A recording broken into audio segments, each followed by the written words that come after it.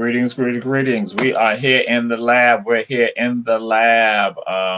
Now, let you know with regards to this show, this for Run Tell That. Glad to have you all with us. Glad to have you all here. We tell folks again to share the information. This show was supposed to be a show in which had taped our own MLK celebration. That was Candidly Keisha, Coach Sam Carter, and also myself, and also all things relevant media guru, that is Julius Hall of the Rabble and also the Watchdogs. We have Ivan Cohen to come join us. Sister Tia Bradwell also joined us. Dr. Tanya Howard Hall joined us also. Former Commissioner Jay Jones also joined us. And so we were all together, and Jerome Irwin also of the A. Philip Randolph Institute. So we all were there. We did that Monday at MLK and Gwinnett Street. We had our own MLK celebration right there. Though they may have said stop the parade, but guess what we did? We decided to go ahead, go for it, and we decided to go ahead and have our own MLK celebration. That's what we did. But what happened with regards to an issue, it was a glitch that occurred, whereas we were not able to get it to air. So that's why I'm here right now. And so the intentions were for that show to be aired today. So I'm going to do some things. And again, Chris Smith, Mike Kelly, yo, glad to have you all here. Glad to have you all here. So as opposed to doing the show, what we were going to do, that is that show that was right there. Because now I'm going to let y'all know, that show was on fire. It was on fire. Fire.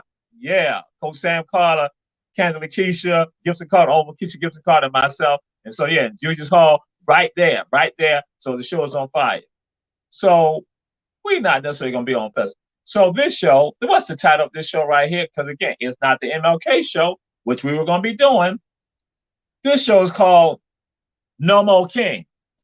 No More King. No More King. Listen here. I am tired of the Dr. King stories. I am tired of the Dr. King madness. I am tired of that. So that's why this show is No More King. No More King. Now, some of y'all might be surprised about this, and good evening to you, Reverend Betty Jones. Glad to have you here. Sister Sherelle Grant, glad to have you, family, because you're part of the Day Clean family. Again, Brother Chris Smith, again, glad to have you. Because he's from Savannah State University, who some of y'all know I was the MLK speaker at Savannah State. So I'm going to share some things with you that I discussed there also, and that's why this show is a part of that No More King stuff. No More King. So, give y'all some information. And Sister Natavia, glad to have you here also, because we're going to get into a conversation about something else that's tied to Dr. King. Now, I say, No More King.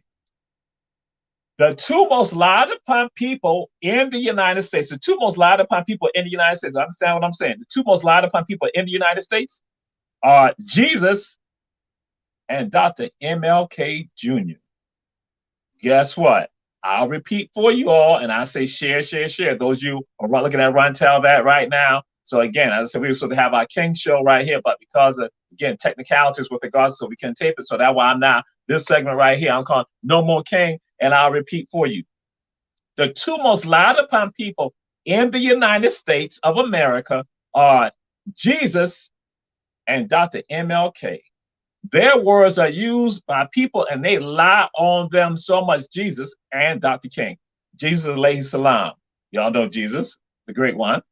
So, now, if I was going to say on a worldly basis, but on the entire world, the two most lied upon people are Jesus and Prophet Muhammad, sallallahu alaihi wasallam. Now, again, you know, Jesus alayhi salam and Prophet Muhammad alayhi salam. So those are two most lied people in the entire world. But we focus on the United States right now. I'm bringing it right here. I'm bringing it home right now.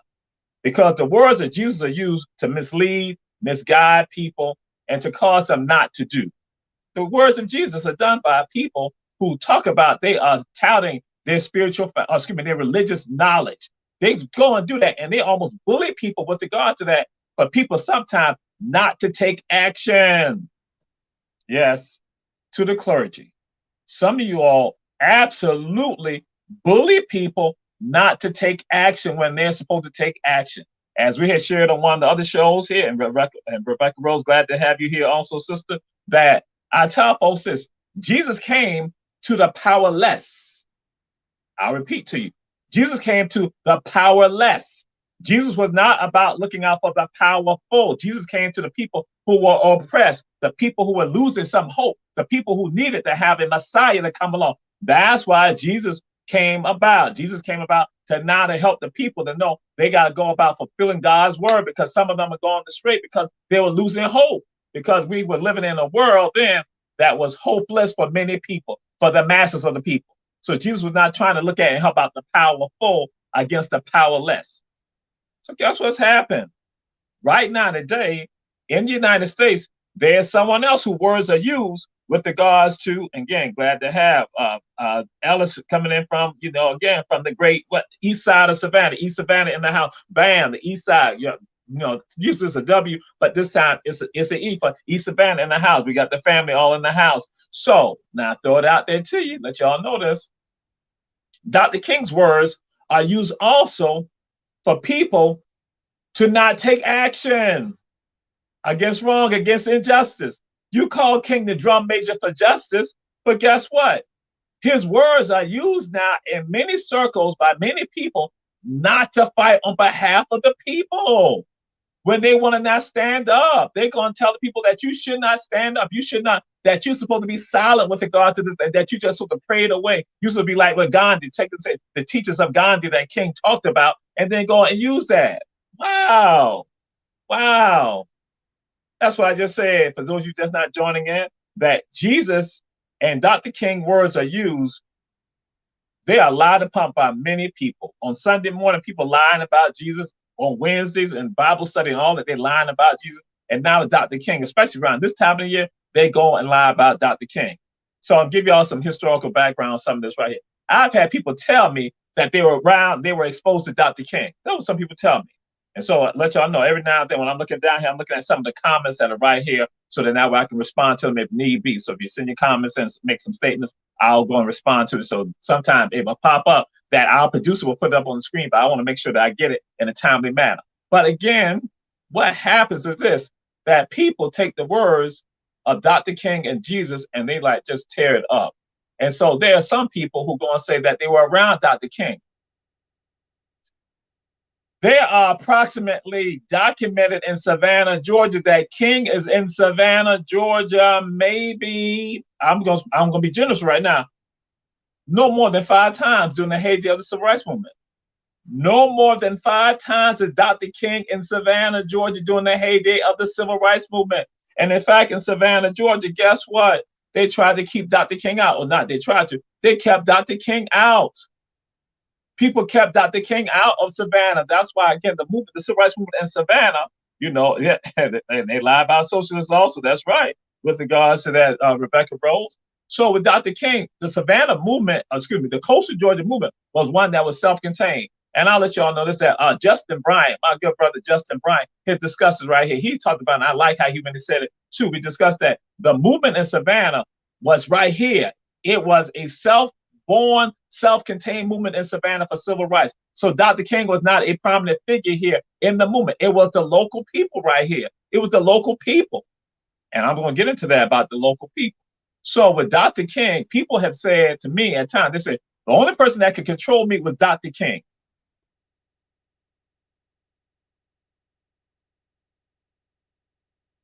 And when they have said that to me, I'm saying to myself, like, Dr. King wasn't here like that all the time. So they're telling me this. And, the people who say that are people who now in their 70s, in their 80s, they're the ones saying this type of stuff. And I'm saying, like, wow, they really think that we're stupid. That's why I talk about, again, hey, go people lying on Dr. King, that they lie on Dr. King and say that Dr. King was the only one that can control. King wasn't here all the time. So who was controlling you those other times that when you were involved in the movement, when you are desegregating schools here? Who was the one that was basically controlling you? But people are saying that Dr. King was the only one that can control them. And guess what? Some of you who have probably heard them say that to you also in the Run Tell That family. Again, we say share, share, share. And you probably defer to them on that. That's why Lil Jamal, that's why he does what he does and try to tell people like, no, we can't be buying into this madness because it's lies right now. It's mythologies right now. And so the people who should get recognition sometimes don't get recognition based on the fact that others want to be, they want to puff themselves up. They want to make themselves be even better. No, stop that. So yeah, so people going to say that. Again, you all have heard people talk about how they're going out to the beach at Tybee Island. That some people are not. People saying that they were at the beach, were not at the beach. And then guess what happened? I have people that murmur to me, and some of you all know too. Some people come and murmur, you all say, so and so wasn't there at the beach. They wasn't there at the beach. They go and say this. But then here go the masses of you all, you defer to them and you let them go and tell you this. And so they just go ahead and lie to you about the civil rights history here in Savannah. Then others don't get acknowledged. So I'm going to throw something out there to y'all that, again, as I share with y'all, King, they did not want King here in Savannah.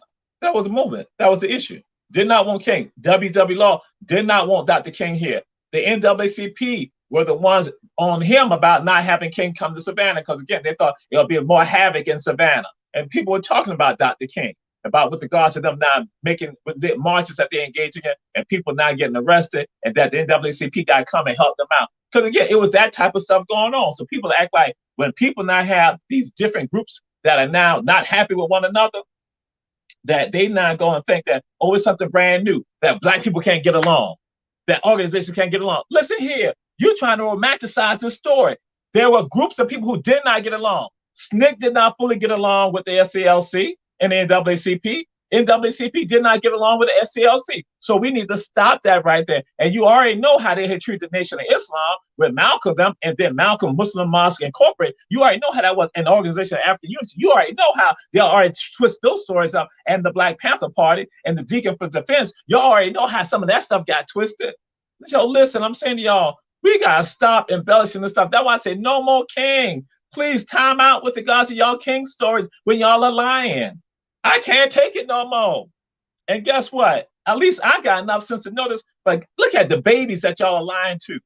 Excuse me, not any of you who are looking at Ron Tell that right now. I'm talking to people who you know that you hear them saying, and nobody questions them about any of this right here. You need to question them about this. Some of them who say they were in Savannah in the movement were not in Savannah. They were in St. Augustine, Florida.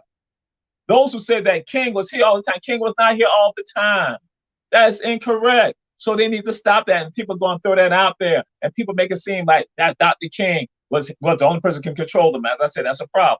And so now, what I want to get into is one of the things, one of the great words of King that is basically twisted and thrown out there to basic, as I say, to emasculate liberation.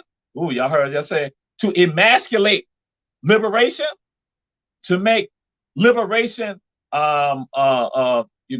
suffering from, dysfunction, erectile dysfunction. Liberation is not able to be erect. It's dysfunctional.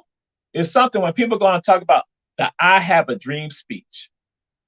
So some of you may not have seen the YouTube speech that I did for Savannah State for the King celebration, in which my people in 1501 at Savannah State University, and now some of my folks at Georgia Southern University heard me say that I detest the I have a dream speech. I detest it.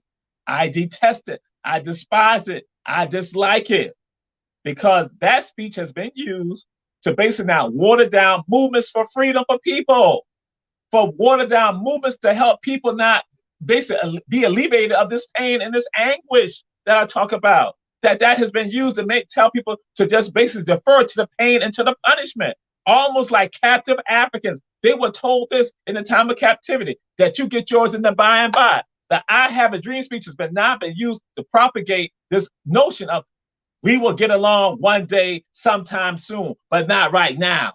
That has been used for that purpose, and it is used by this person purpose. And who's used that more so?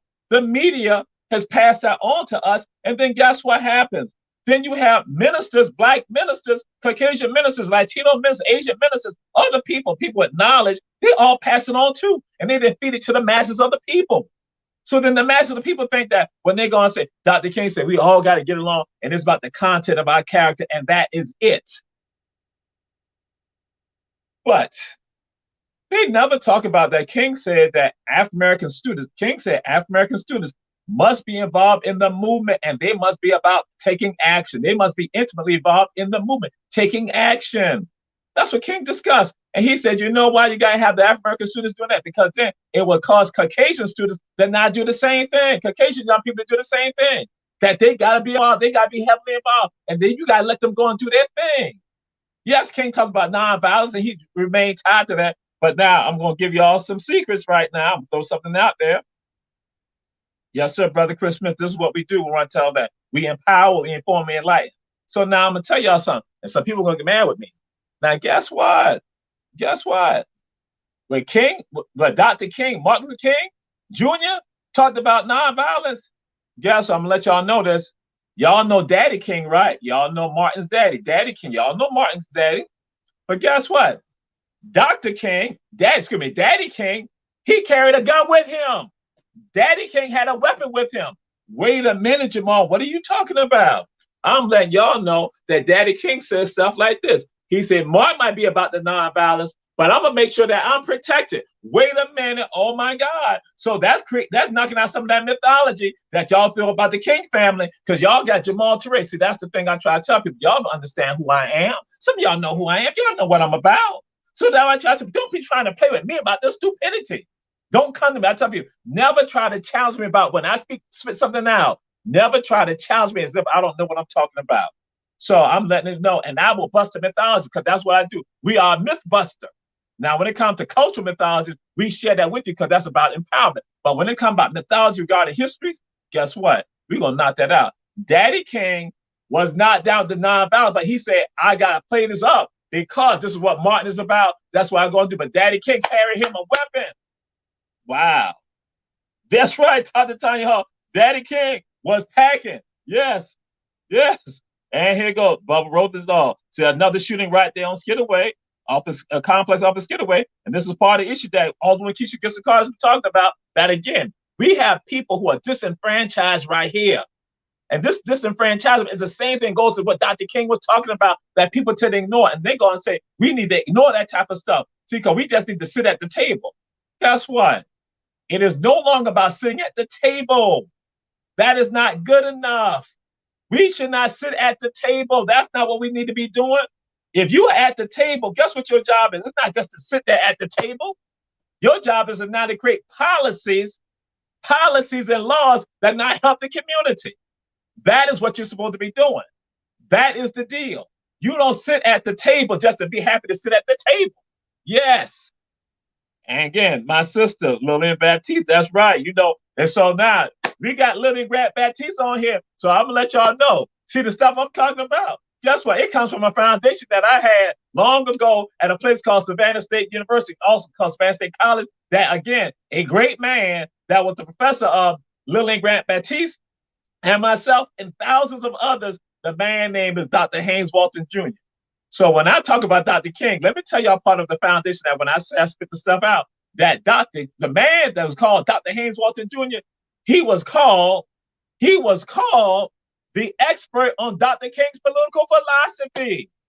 Dr. Haynes Walton Jr., who taught at Savannah State University, was the expert on Dr. King. So guess what happened? He gave it to his scholars in his classes, like Lillian Grant Baptiste and myself and others. That's why we got Victor Cooper and others, Nadja Enzi. This is where we got people trying to figure out why do we act like we do? It's because we got this from Dr. Walton. Dr. Walton trained us to be like this. Dr. Walton was, again, the person who was called the expert on Dr. King's philosophy. So now y'all understand why you can't come to me about that I have a dream speech and make it seem like that's all to it and that's it. Absolutely incorrect. And so with regards to this, Dr. King was about saying nonviolence, but Dr. King also understood that when you have these situations that flare up with regards to riots, that again, this is basically the act of the people who have been so oppressed that this is the only option that they have right now. You have something called the American Revolution. Why did that come about? That wasn't, say, a peaceful revolution like Malcolm. It wasn't peaceful. But it was that here go these people who now have said that Great Britain has used us totally and that we now must stand against this right here. And we have no choice but to break away. And when we say revolution, we must fight. That's how this nation came about. But when it comes to what we know as the civil rights movement, we're going to tell it has to be nonviolence and that we just want to pray about it. That is not what it was about. It was about action. That's about action. So now that comes directly to what I was sharing with y'all about what happened in Savannah, Georgia. In Savannah, yes, Dr. Tanya Howard Hall. And now I'm going to get in this with you because, again, you are one of the examples of what we are about, Dr. Tanya Howard Hall, about being at the table. That when you talk about direct action, in Savannah, Georgia, Reverend Hosea Williams, he was one of the people that did not want Dr. King to come here. Now, also, you have the NAACP. I got to let y'all know, NAACP in June didn't want him to come here. But also, Hosea them did not want king to come here. Oh, wait a minute, Jamal, Jamal, what did you just say? That's not what people going to talk about right now. When they talk about Hosea and Savannah and Ben Clark and Piccolo, they don't talk about. That is what came into play. Henry Trash Brownlee, again, with regards to Big Les Hankerson, that's what came into play. They did not want, because you know why? They were dealing with direct action. They didn't want anything to soften the blow here. So that's what they are affiliated with the SCLC. Yes, they were. The Chatham County Crusade for Voters had their office right there on MLK, as we know today, on West Broad Street and Park Avenue. Again, MLK and Park Avenue, or go back in the day, West Broad Street and Park Avenue. That's why they were about direct action. They understood that it cannot be about just about praying about a matter. It's about taking action regarding a matter. Rewind. It's not about just about praying about a matter. It's about taking action about a matter. Mr. Producer, put that up. It's not about praying about a matter. It's about taking action about a matter. So I just want to throw that out there. So that's what they understood, the Chatham County Crusade for Voters. And so they were able now to have other people, WW Law and others also began to understand that they also had to take it up a notch too. And WW Law even contacted the National NAACP and said, we need to have more funding here because of what's going on with the Chatham County Crusade for Voters. See, that part of the history. Now, just throw it out there. How y'all try to make it seem like we are all kumbaya type stuff. That has never been like that. Because again, you got to have all these elements right here that bring about freedom. And that's what happened in Savannah. It was not, no matter what they try to tell you, that we have prayed our way out of this right here. No, it wasn't. It was about direct action. Direct action coupled with something else. And so when we talk about people at the table, that's what it was about. It was not, we need to have people at the table who are going to make demands to bring about policy changes. And I got to throw it out there. One person who's on the who's looking at Run Tell That right now, Dr. Tanya Howard Hall. She is one of the people at the table right now, not just sitting at the table trying to protect other people and protect a system. She's there trying to look out for the children. So Dr. Tanya Hall is trying to working on policies to benefit the children. So that's why I'm saying, that's why I'm so glad that she's tuned in, because that's what's going on. She is right here fighting for us in our community, for our children, because when you sit at the table, it's not enough for you to be at the table. It's about you making change. It's not about you just praying about a matter. It's about you taking action about a matter. Yeah, Dr. Tanya Howard Hall, one of those representatives who's doing that right now on the political front. And I need you all to assess other politicians here in Chatham County and look at them now. But again, look at, are they at the table and just sitting at the table and maintaining the status quo? Or are they at the table now trying to generate new policies and laws that can help people, that can change the dynamics from people being shot on Skidaway? Again, as Bubba Rosenthal threw out there. So again, look at those people. Just because they're your friends, like you heard me say, just because they're your friends, your family members, your church members, that is not enough for them. They must now also be about trying to take care of this entire community. And if you are elected from one part of the city of Savannah, that does not mean that's your only part that you're supposed to be concerned. You're supposed to be concerned about the entire city of Savannah. Because guess what?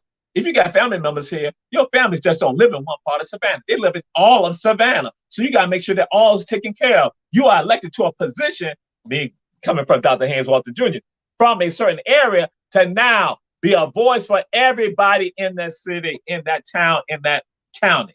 So again, Dr. King, when we talk about I Have a Dream, that has been used by the media and other people, and I'm going to let you all know, even by people who are anti-King, to now placate the system of liberation.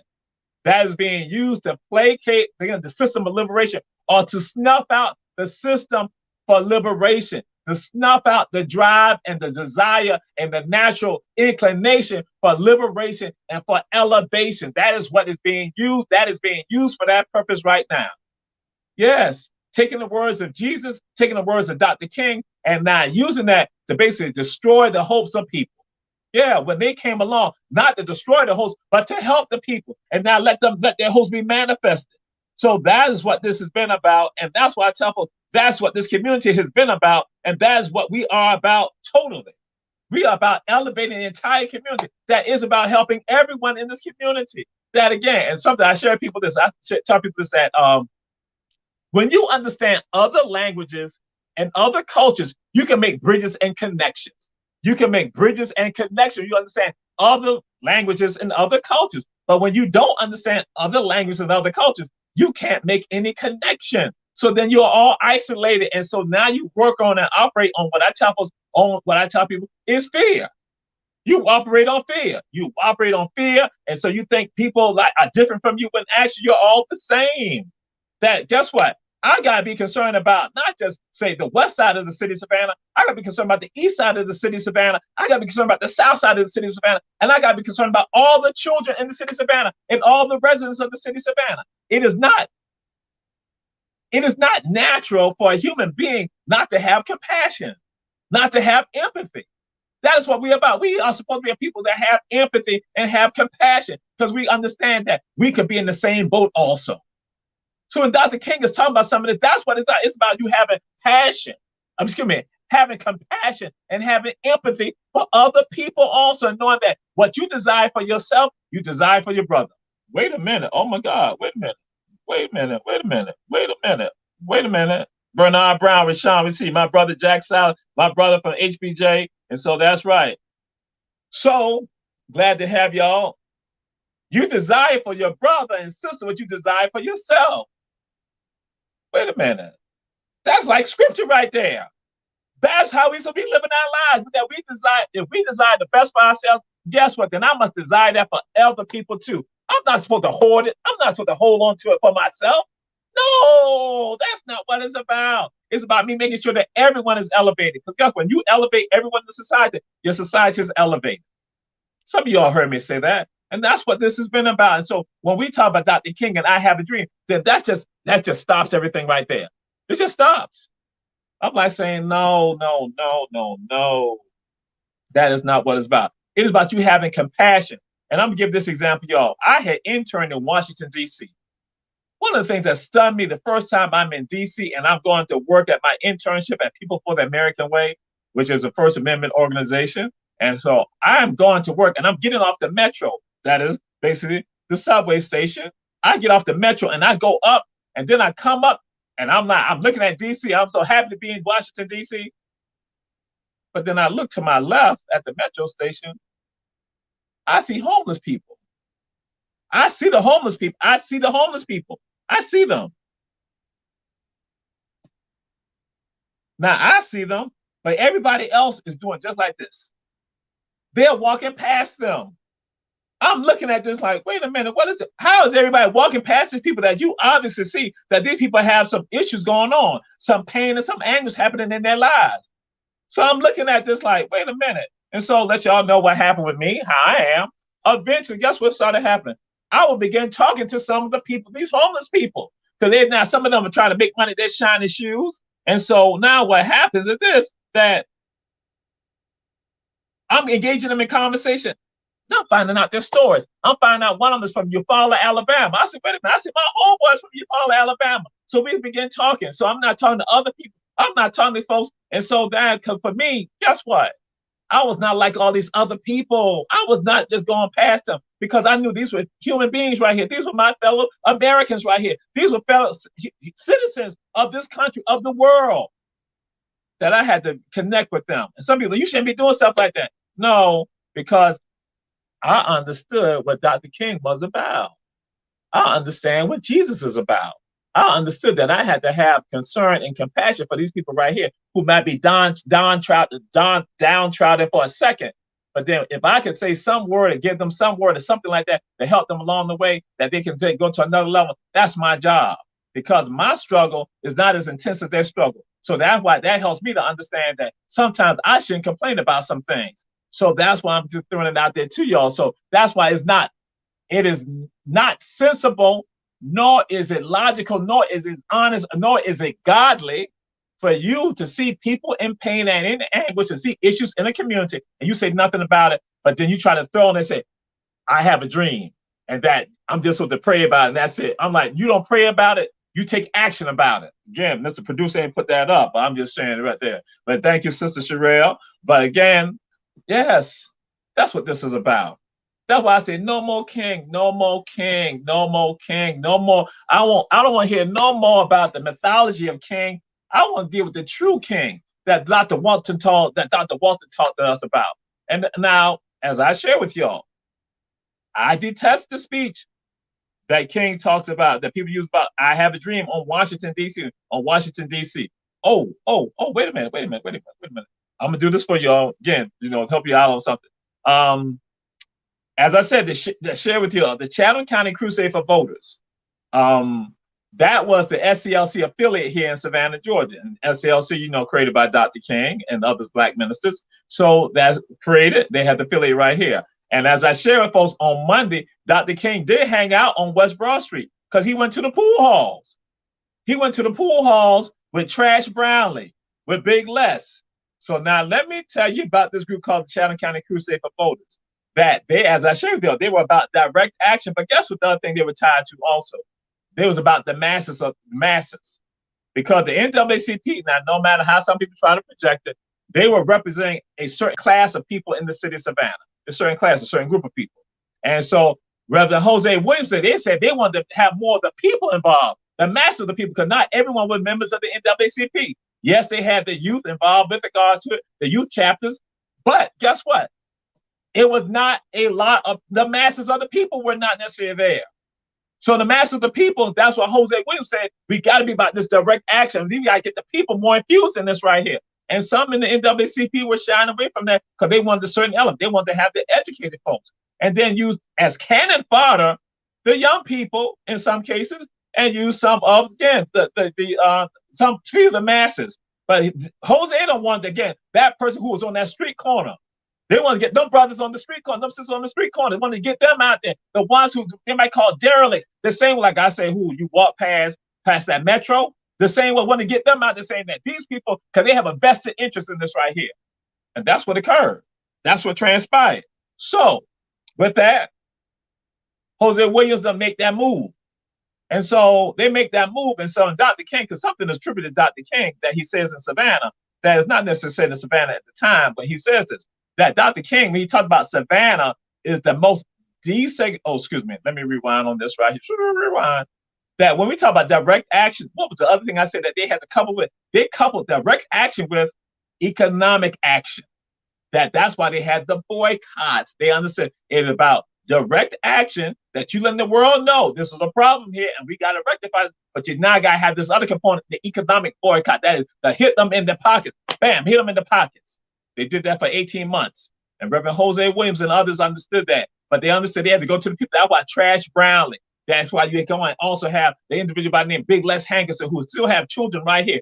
They are the ones that now going to the pool hall. The ILA, how do you think the ILA got involved in it? Y'all don't realize that? It was Big Les and Trash Brownlee, them. The ILA wasn't necessarily doing with the NAACP. See, again, but we create these notions right here saying we've been involved in the movement. You were involved in the movement because of the Chatham County Crusade for Voters and Jose Williams, Big Claude, Piccolo, and all that. That's how they got involved. That was what it came about.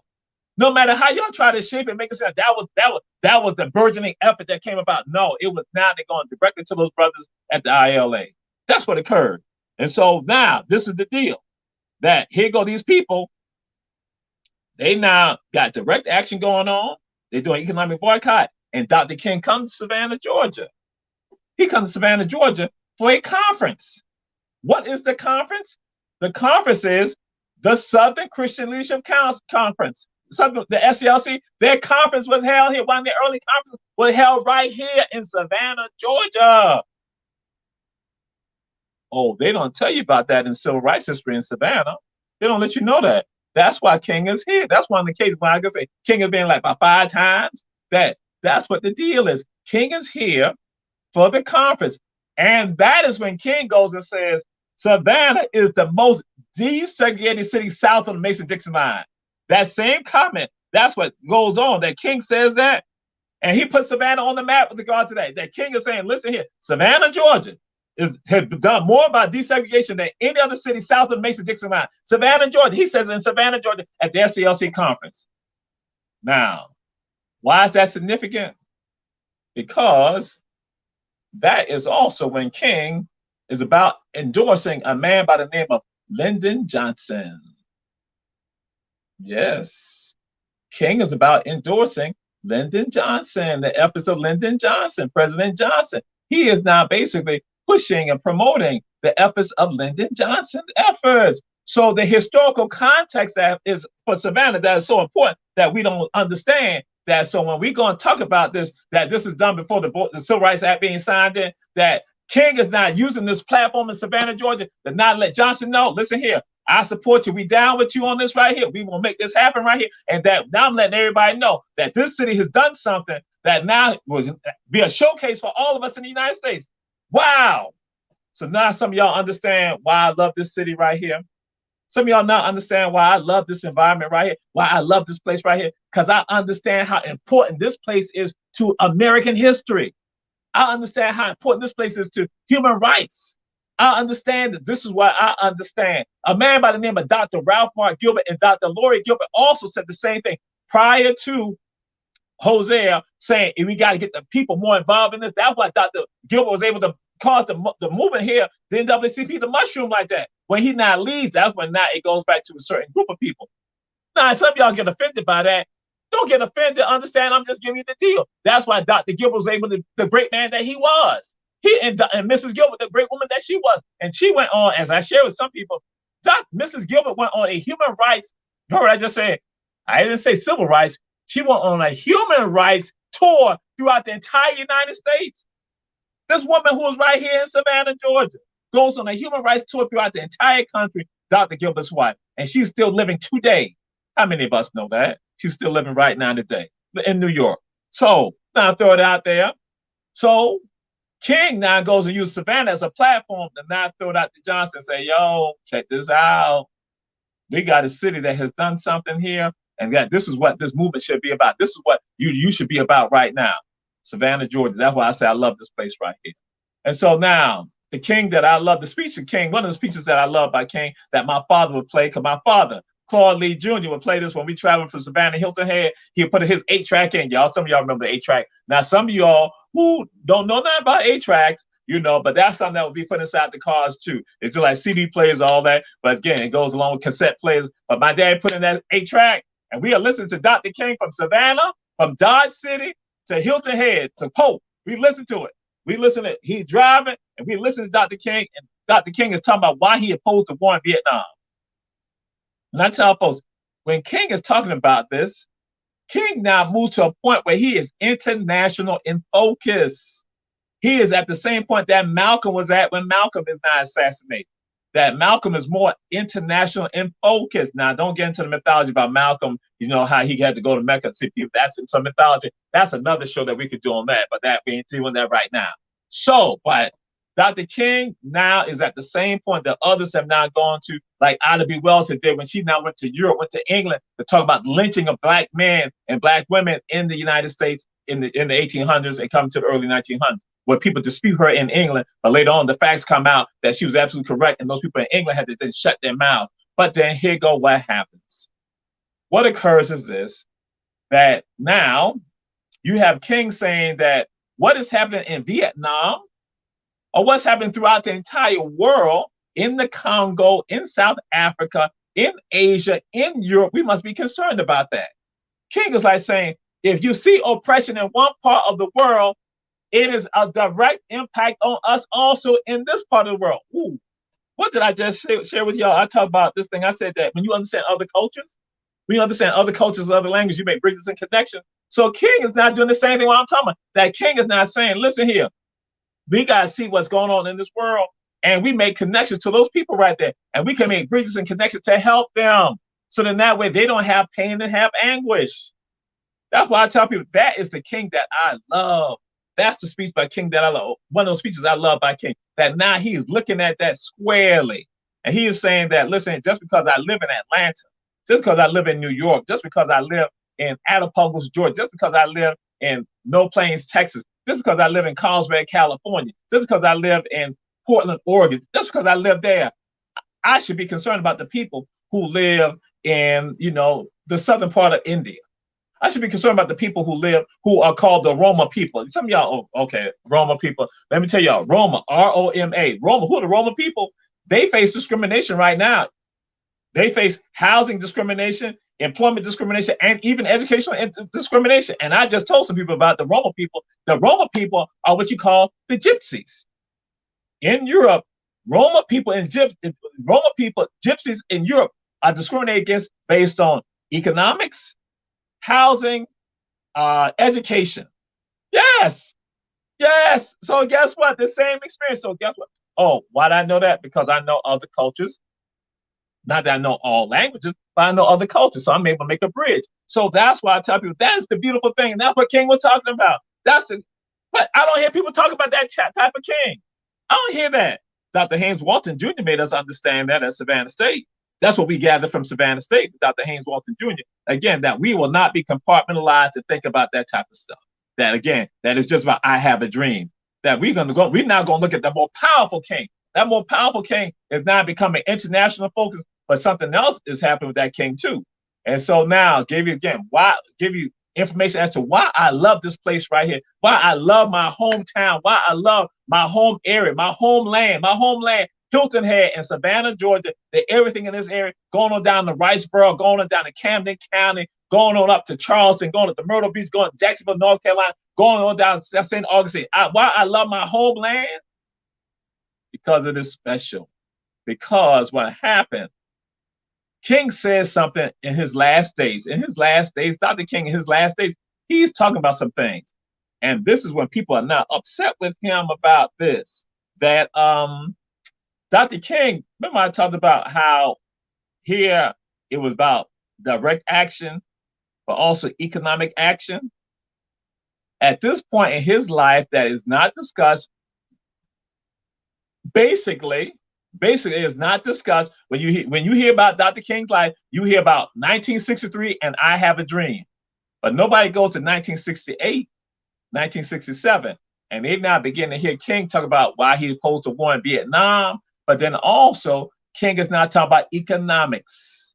He's not talking about poor people who are in the Appalachians who are Caucasian. He's talking about poor people who are in the South, African people. He's talking about poor people who are in the barrios, that is Latinos throughout the country. He's talking about, again, poor people. He's talking about the Asian. He's talking about everybody. He's talking about the people who are affected by poverty in this country. That Dr. King is not discussed. And he is saying that we must change the entire dynamics. And that King says something that, okay, Rebecca Rose says something, and that most people don't even discuss this right here. So I'm going to let y'all know. Dr. King had said something. Dr. King said that we make so much money in this country that there could be a guaranteed income for everybody in this country. It could be a guaranteed. Dr. King said it could be a guaranteed income, that nobody could be poor. No one should be poor in this country because we have so much wealth in this country that people can have a guaranteed income for them to be able to at least have decent housing, have food, have shelter, have education. Dr. King said that. Jamal, nobody talks about that. I know. Dr. King said that this country is so wealthy that people can still have all this wealth, but people in this society, everyone in this society can have a guaranteed income. And some people get confused when they talk about it's not about laziness. King is saying that we have so much money made in this country right here that nobody should be impoverished at all. That everyone can have a lifestyle that is decent and they have a quality of life. How many of y'all knew that about Dr. King, that Dr. King had talked about that? Dr. King understood about economics. But going back to, again, as I say, why I love this area right here, because 103 years before Dr. King, there's someone else who said something like that in Savannah, Georgia. He said this in January 1865. This man is a minister also, and he's right here out of a place called Yamacraw. He's from a place called First Bryan Baptist Church, historic First Bryan Baptist Church. And so Reverend Garrison Frazier tells General Sherman that we must have land. Must have land to take care of ourselves and have a surplus, that we can engage in business. That is about economics, that we just can't have political rights. We must have economic rights also, because you can't have the political and not have the economics, because they go hand in hand. Direct action and economics go hand in hand. That is Dr. King. That's what Dr. King was talking about 103 years later, when it was first said in Savannah, Georgia. Wow, Jamal, what are you talking about? That's why I tell you, this place is special right here. And most of us sleep on how special our hometown is, how our home areas, our homeland is. We sleep on how special our homeland is. Because again, we got somebody else telling the stories about who we are here. And so that's why Dr. King had made that move with regard to that in 1968. He is now pushing it. That's why you have something called the Poor People March. You had the March on Washington, but then they had to stop the movement when it now comes down to the Poor People March. That was the movement with regard to now getting all people economically basically disenfranchised together now to go to Washington, D.C., and now let the president, let the entire country know we got to bring about parity. And that's why he's not emphasizing this point of, listen, this country is so wealthy that we can have a guaranteed income here for all people. Imagine what can happen in the lives of many of our children right here. As I said, traveling around Savannah, around Chatham County, throughout this area right here. If I knew that people had decent housing, everybody had decent housing. So again, they can have a quality. They don't have an issue about what's got to food security. They have food security. They have educational security. They have all of that right now. They have safety. That we don't have the shooting. We don't have the criminal elements that are happening. That we're not going to see a community where everyone is thriving and surviving. Wow. That's what Dr. King was at. He was at that point. And what happened now, I'll give you all a background. I said the mythology. I said no more king. Some of these same people who said that they were down with Dr. King, let me tell you when they got down with Dr. King. Okay, now 63, they were all happy with Dr. King. But 64, 65, 66, people still right there. But then now what occurs is this right here. 67, 68, people not liking King. His numbers in the poll were going like this at one point. But then guess what? The numbers in the polls with Dr. King, by his popularity, shit, were plummeted. They plummeted. They went down. In 1967, 1968, King was not a popular person anymore. Jamal, wait a minute. What are you talking about? Dr. King always popular. No. 1967, 1968. Again, that time period, 1966, King is going down because people are not liking King anymore. People ain't happy with King anymore because King is not taking on different little line. King, even Lyndon Johnson, he won't let me know. I'm down with you, Mr. President. Lyndon Johnson even started calling him the N-word. Yeah, because he's pissed off with King now. King talking Vietnam and all that. That was he like, you should just say this stuff about political rights. That's it. Civil rights. That's it. You should not go become international. That's the history. Let y'all know that's the history. So now what occurs is that King now, his popularity, bam, it drops. So people with him, 63 and all that, these ministers, people who tell me they were down with King. And my thing is, how I get some on, I said, where were you in 1968 regarding King? And some will go and lie to you, just be frank with you. Some will go and lie to you and say they were down with King. No, it wasn't. Some of them started turning their backs on King. The NAACP turned his back on King. Jackie Robinson, his frat brother, turned his back on Dr. King. Yes, Jackie Robinson, who brought the color barrier in baseball, turned his back on King. Yeah. So you had these organizations around the entire country, these black organizations, these civil rights organizations, these black ministers were turning their backs on Dr. King. They was like, no room at the end for him, like they did with Jesus. No room at the end. No room at the end. No, you can't come in. We not deal with you, Dr. King, like that. Yeah, it was the people still trying to deal with King. So when King is assassinated in 1968, he is not at a low point. And so some of the people, I told y'all, when do some people not become supporters of King? Is after he is dead, after he is assassinated. Wow. The mythology. The mythology that they were down with Dr. King when in fact, many of them had turned their backs on Dr. King. It is only when he is dead that they now go and join with him. They vilified him before. Or I just said they vilified him before. They turned their backs on him. They shunned him. They shunned him. But when he now is killed, that's when it becomes safe to say, I'm down with Dr. King.